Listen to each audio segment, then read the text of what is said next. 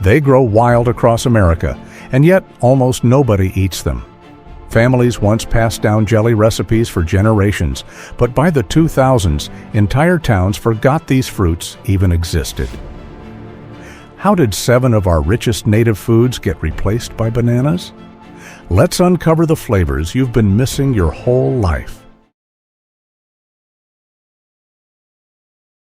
Number 7. Pawpaw. A fruit that tastes like mango and banana had a baby, yet most people walk right past it. The pawpaw hides in plain sight, and its story runs deeper than flavor. Native to 26 U.S. states, the pawpaw once fed presidents, pioneers, and the poorest farmers. George Washington chilled them as dessert. Lewis and Clark survived on them for weeks during their expedition in 1806. Back then, the fruit wasn't just for foraging. It was survival food and celebration food, both.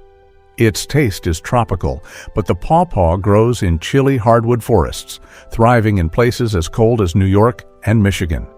The inside is yellow, soft and creamy like custard, packed with more vitamin C than oranges and as much protein as some grains. A 100-gram serving gives 80 milligrams of magnesium, almost 20% of your daily need. Yet no one picks them. Why? 2 reasons. They rot fast, and they bruise even faster. The shelf life is shorter than a ripe fig, which means grocery stores avoid them, and the seeds, big, black, and slippery, take up a lot of room inside. That makes it hard to breed commercially. But here's the twist. Researchers at Kentucky State University are bringing it back. They're developing new varieties that can stay firm longer and ship across states. Even the name has a mystery. Pawpaw comes from papaya, given by confused Spanish explorers who thought they'd found tropical fruit in Appalachia. It never caught on in cities. Today, you can hike entire trails in Ohio or Indiana and find hundreds fallen and rotting untouched. In blind taste tests, pawpaw outperforms banana and even mango. Its custard flavor wins every time. The fruit is still wild, still American, still mostly free. But almost no one knows how good it really is. Now let's drop deep into the South, where another lost fruit hides in swamps and marshes. This one once kept entire communities alive. Number 6. Mayhaw mud, snakes, and mosquitoes surround it, but deep in southern swamps, something sweet grows where nothing else dares. The mayhaw hangs low in floodplain forests, tiny and red like cherries, yet sour enough to make your eyes twitch raw.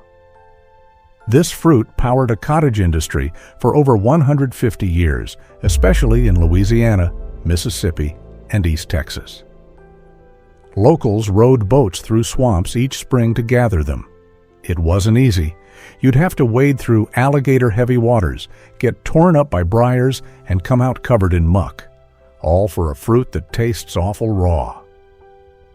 So why did they bother? Because mayhaw jelly was gold.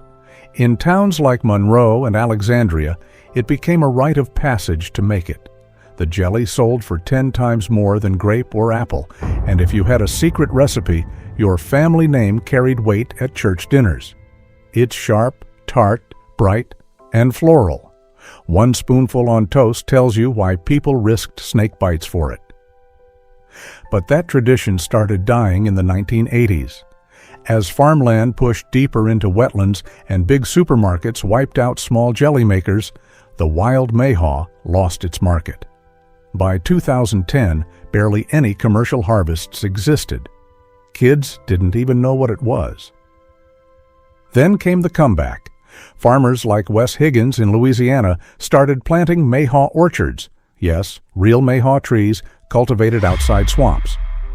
The USDA stepped in, offering support for conservation and research. Today, you can find boutique mayhaw jellies selling for $15 a jar in New Orleans. Yet walk through those old swamps, and you'll still find the original wild ones dropping untouched into black water, just like always. Up next, we're heading west, where cowboys once relied on a fruit tougher than leather and richer than meat. Number 5. Prickly pear-sharp needles guard it. blistering heat surrounds it. But inside this desert armor is a fruit that saved lives on horseback trails and fed families during drought. The prickly pear grows straight out of cactus pads across the Southwest. Native tribes like the Tohono O'odham called it nopal, and they used every part.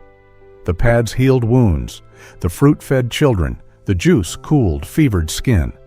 Cowboys called it desert candy, but it did more than taste good.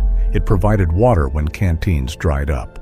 Packed with vitamin C, magnesium, calcium, and fiber, this fruit could prevent scurvy, keep bones strong, and even lower blood sugar. During the Great Depression, ranchers in Texas boiled the pads to feed cattle when grass vanished.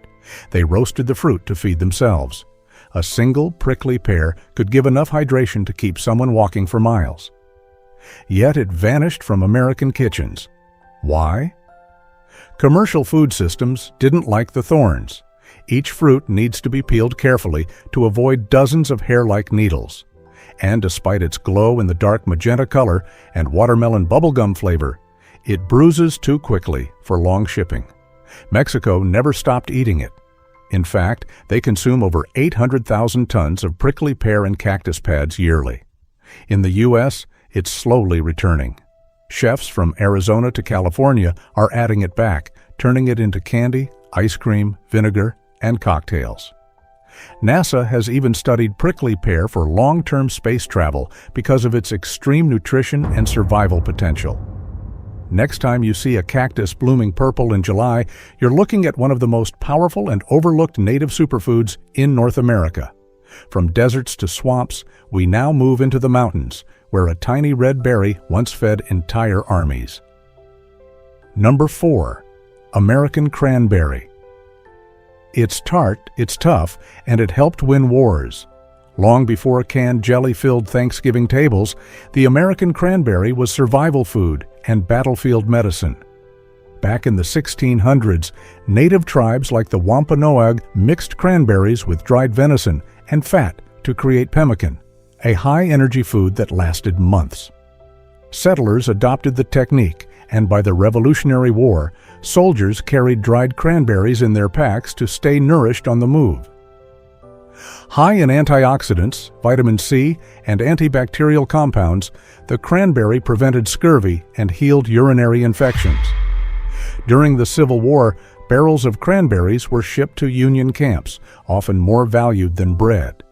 And when World War II broke out, the U.S. Army bought over 500,000 pounds of cranberry product a year.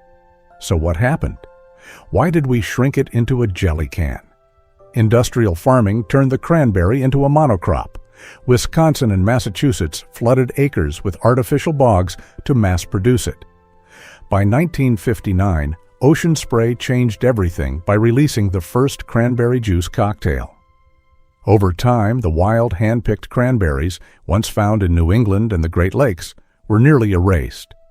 But they're still out there. In parts of Maine, New Jersey, and northern Minnesota, wild cranberry bogs survive. These fruits grow smaller, redder, and pack more flavor than anything in a store. They don't need floodwater or pesticides. Foragers say you can smell their tartness before you see them, like a signal that winter's coming. Today, slow food movements are reviving wild cranberry picking. High-end chefs are hunting the originals again, calling them flavor bombs. But you still have to know where to look. We're heading even deeper into forgotten fruit history now, toward one that once symbolized the afterlife itself. Number 3. Persimmon soft as pudding when ripe, hard as chalk when green. The American persimmon has two faces. But one of them was sacred, and the other could ruin your mouth for hours. Native to the eastern U.S., from Kentucky to Florida, the American persimmon looks like a small tomato and turns deep orange in the fall. Native peoples like the Cherokee used it in breads, dried it for winter, and fermented it into a wine so strong it became ceremony drink. Settlers baked it into pudding so rich a single slice could last a day. During World War I, troops collected persimmon seeds for rifle parts. Sounds strange? Here's the reason. The hard, slick seeds were the perfect size and density to replace ball bearings in French artillery when supplies ran low. That same year, the U.S. government encouraged children to gather seeds as part of the war effort. Persimmons were also fortune tellers. In Appalachian folklore, farmers split the seed in fall to predict winter's mood. A spoon shape meant snow. A knife meant sharp cold. A fork meant mild days. People planned entire harvests on the cut of a seed. But wild persimmons don't ship. They ripen on the tree and fall within days. One wrong bite, when unripe, turns your mouth into sandpaper. That made them hard to sell. Today, Hatia and Fuyu persimmons, originally from Asia, dominate stores. But the American native still grows wild along back roads and graveyards. Some trees are over 100 years old. Their fruit drops like gold if you know the season. Now we rise from swamps and forests and move to something regal, once eaten only by the elite and forgotten by nearly all. Number 2. Mulberry red juice runs like ink. Birds scream from the branches. And children once climbed barefoot just to reach it. The mulberry tree gave more than sweetness. It was part of a failed empire, imported to the U.S. in the 1600s for one reason: silk. Colonists believed mulberry leaves could feed silkworms and launch a textile industry to rival China. George Washington planted them at Mount Vernon. Thomas Jefferson tried to grow white mulberries for silk in Virginia. But American silkworm farming failed. Mulberries stayed. The trees thrived. The fruit went wild. Black, red, and white mulberries grow coast to coast. Their fruit, long, dark, and sweet, like a cross between blackberry and grape, fed colonists, enslaved people, and livestock. In many southern towns, kids grew up with purple-stained feet from climbing rooftops for a taste. Here's what most people miss. Mulberries have more resveratrol than red wine, more iron than spinach, and as much vitamin C as an orange. A single cup has over 60% of your daily manganese needs. They're also diuretic, anti-inflammatory, and used in traditional Cherokee and Chinese medicine, but they fell out of favor fast. City planners called them messy. Their fruit stained sidewalks. Their roots cracked pipes. New housing laws banned planting them. By 1980, mulberries vanished from urban areas.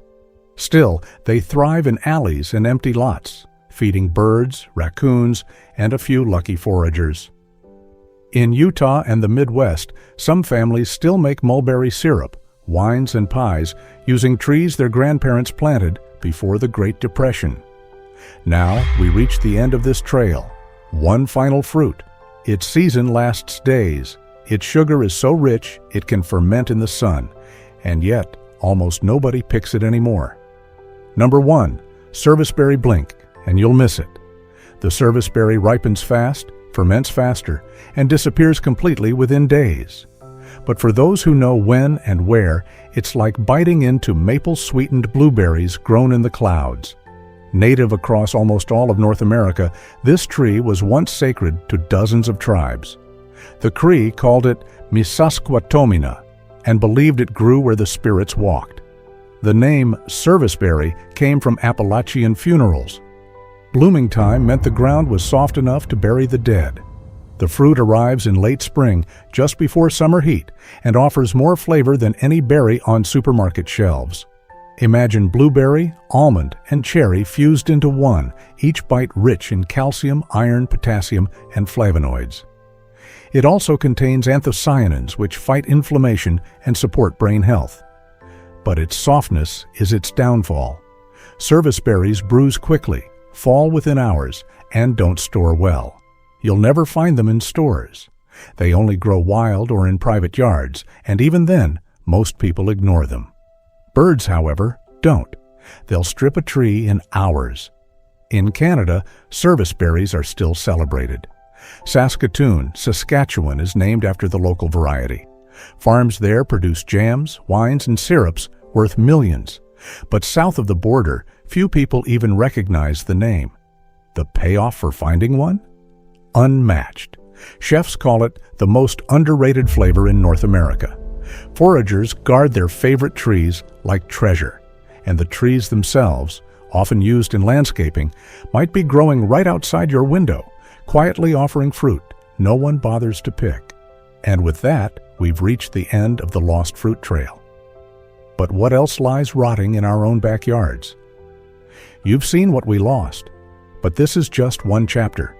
There's more forgotten history, hidden foods, and untold stories waiting. Click the next video. The journey's nowhere near over.